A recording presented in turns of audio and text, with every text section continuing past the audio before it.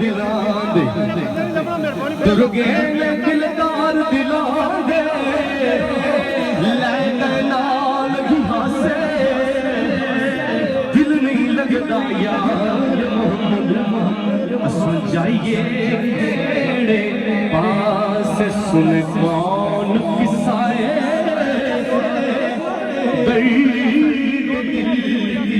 میرا گسار چلا گیا جسے آشناؤں کا پاس تھا وہ وفا شیار چلا گیا. آواز تھوڑی کم کریں گے. دکھیے دی گل دکھیا جانے تے سکھیے نو کی خبر. الحمدللہ رب العالمین صدق اللہ العظیم. صلی اللہ علیہ یا رسول اللہ وسلم علیہ یا حبیب اللہ. اور ہم کے سارے ثواب کے لیے تاجدار کائنات امام الانبیاء صلی اللہ علیہ وسلم کی بارگاہ میں نعت پاک کے دو اشعار. ایسا کوئی محبوب نہ ہوگا نہ کہیں ہے بیٹھا ہے چٹائی پہ مگر عرش نشیں ہے بیٹھا ہے چٹائی پہ مگر عرش نشیں ہے. میسر کہاں ہر ایک کو اس در کی غلامی میسر کہاں ہر ایک کو اس در کی غلامی جس در کا تو دربان بھی جبریل امی ہے جس در کا تو دربان بھی جبریل امی ہے. آخری خوبصورت شعر.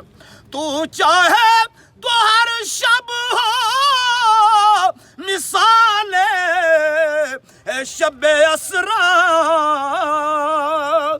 سبحان اللہ زی اسرا بھی آپ دے. تو چاہے تو ہر شب ہو مثال شب اسرا تیرے لیے دو چار قدم عرش بری ہے تیرے لیے دو چار قدم عرش بری ہے.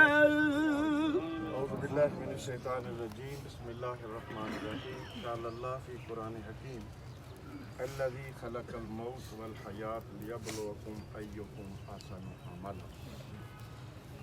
قابل سعد احترام سامعین مکرم، موت ایک اٹل حقیقت ہے. دنیا ساری کی ساری فانی ہے. بقا اور ہمیشگی صرف اللہ کو. آج ہم اپنے اس دوست جو ہمارا بھائی ایک بہترین تاجر تھا، جو بڑا خاص طبیعت کا مالک تھا، اگرچہ طبیعتاً بڑا سخت تھا لیکن اصولاً بڑا درست تھا اور بڑا جد و جہد کرنے والا تھا اور ایک خاص اپنی دائرے کے اندر اپنا کام میں رہتا تھا. بہت سارے معاملات میں چھیڑ چھاڑ نہیں کرتا. قابل سعد احترام سامعین مکرم، آج ہم سارے اپنے ان بھائیوں سے تعزیت کرتے ہیں. ایک بھائی پہلے چلا گیا، آج دوسرا. ان کے بچے ہیں، ہم ان سے تعزیت کرتے ہیں اور دعا کرتے ہیں کہ جتنی خالق بھائی نیکیاں کما سکے ہیں اللہ قبول فرمائے، اور بطور انسان کمیاں رہ جاتی ہیں، انسان کمزور ہوتا ہے، جو کوئی کمی رہ گئی ہو تو اللہ معاف فرمائے۔ قابل صاحب احترام سامعین مکرم، یہ بڑی حقیقت ہے اور جو ہم نہیں سمجھ پا رہے۔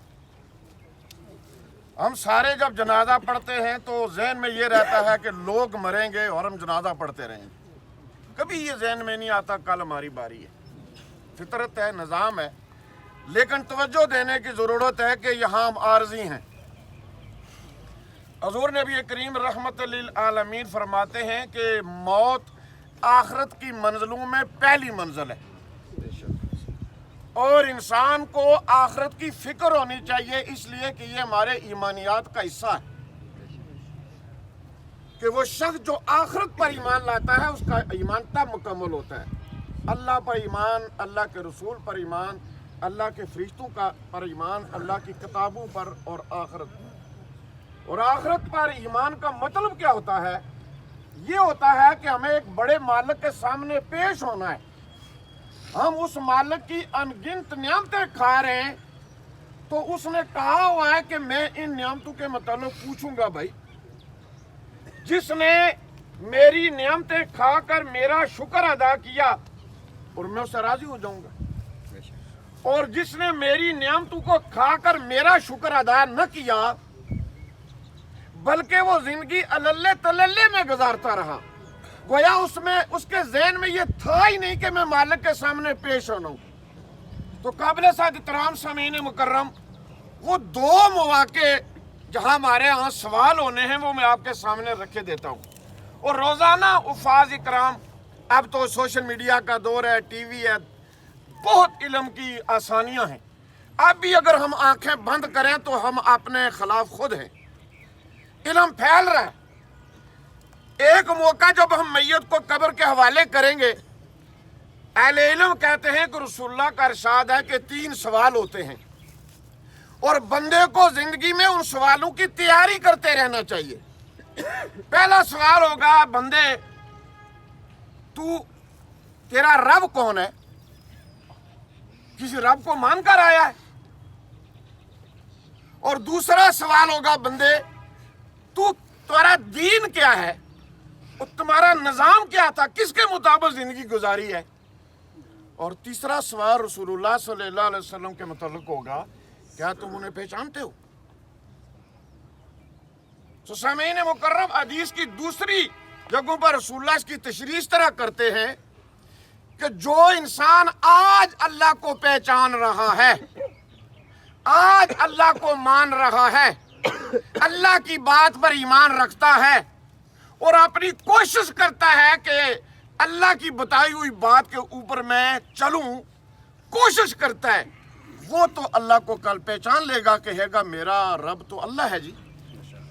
اور جس نے دنیا پر نہیں پہچانا، اپنے تندو میں لگا رہا، اپنی مشکلات میں لگا رہا، اسے یاد ہی نہیں رہی، حالانکہ اللہ اپنے بندوں کے ذریعے سے 5 بار یاد کرواتے ہیں، حی علی الصلاۃ، حی علی الفلاح، ادھر آ، اگر تجھے منافع کی ضرورت ہے ادھر آ، اللہ کے پاس ہے سارے فلاح اور منافع۔ اللہ بار بار یاد کراتے رہے۔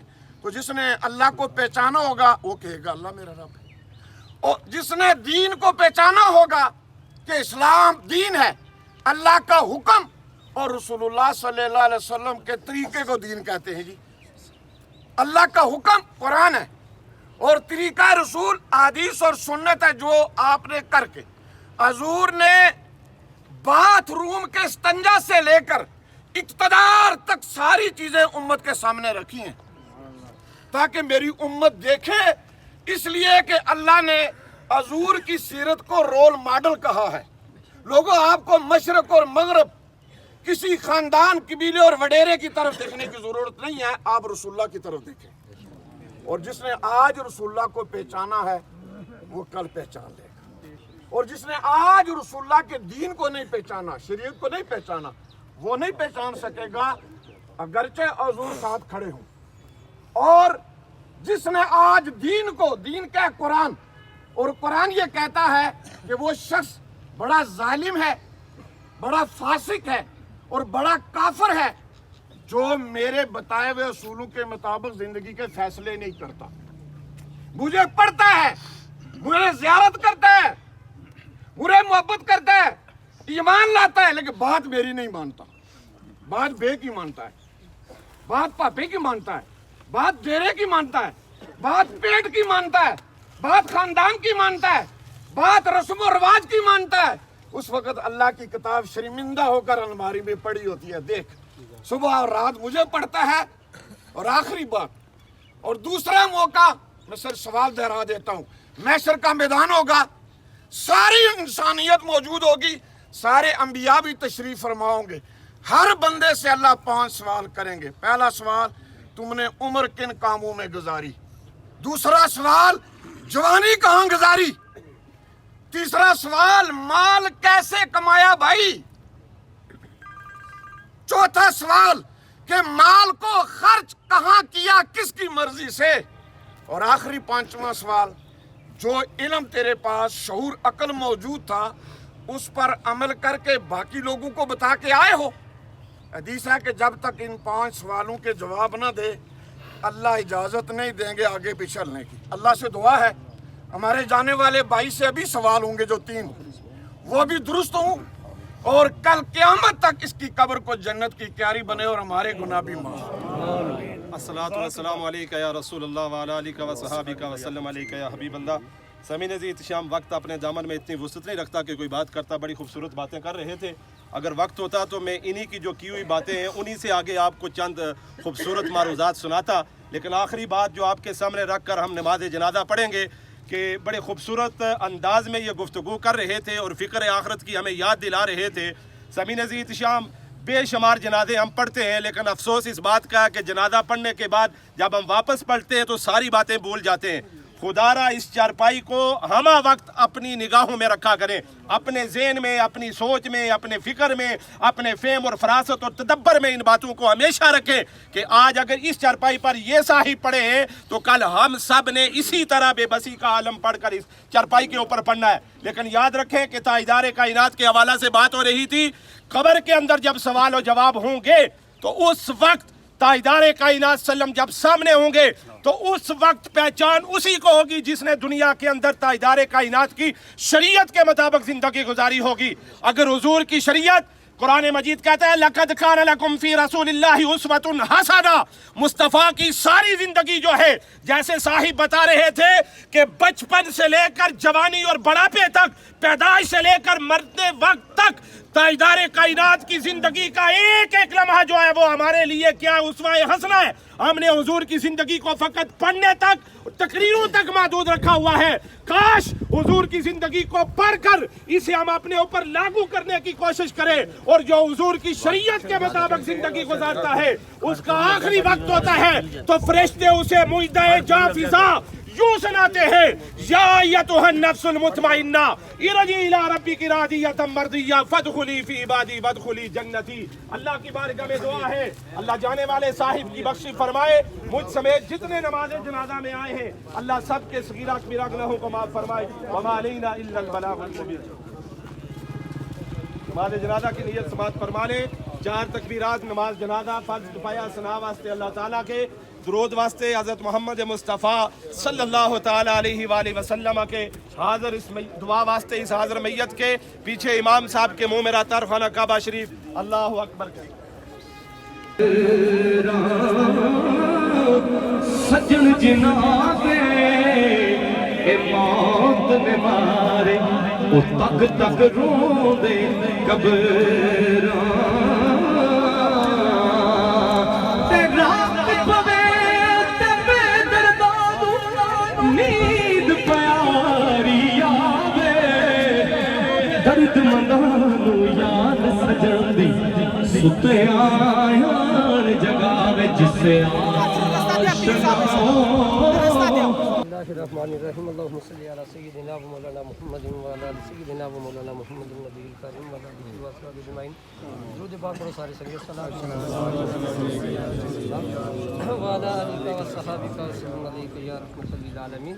मौला के इस मुक़द्दस मौका पर अच्छे अंदाज के सब किताबों में कबूल हाफ़िज़ सबने जनाजा पढ़ा आपने जितना भी जिक्र कारी नबी पाक असर का सारे जिक्र को मौला तेरी पाक बरगाह में पेश करता कबूल मंजूर फरमा सरकारी दो आलम का वसीला उम्मत मरहुमा की कामल बख्श फरमा जो नेकोकारों के दर्जे बुलंद फरमा गुनाहगारों के गुनाह को माफ़ फरमा बिलख़ुसूस इस मुक़द्दस कलाम की कुदरत से सच्ची हारिस का कामल बख्श फरमा नबी पाक की ज़ियारत अता फरमा जितने भी अहबाब इस गर्मी के मौसम में कल के आए सब फलों को दिल फरमा सब नेक को अपनी कामयाबियां अता फरमा सब अपने नेक को करने की तौफीक अता फरमा अगल वल मौजूद हैं दिल खोल करने की खिदमत करने की तौफीक अता फरमा एक दूसरे की कदर करने की तौफीक अता फरमा मेहरबानी शफ़क़त अता फरमा घर वालों को सब्र मिल के बदले अजर अज़ीम अता फरमा औलाद को अपनी अज़ीम बाप की दर्जात बुलंदी के लिए कसर के साथ दुआएं करने की तौफीक अता फरमा अल्लाहुम्मा रब्बना अंज़िल अलैना रहमतन बरकतन शफ़ाअ इरहमना या मौलाना फंसुरना अलल कौमिल काफ़िरीन बिरहमतिका या जिससे आशिकों का पास था वो वफादार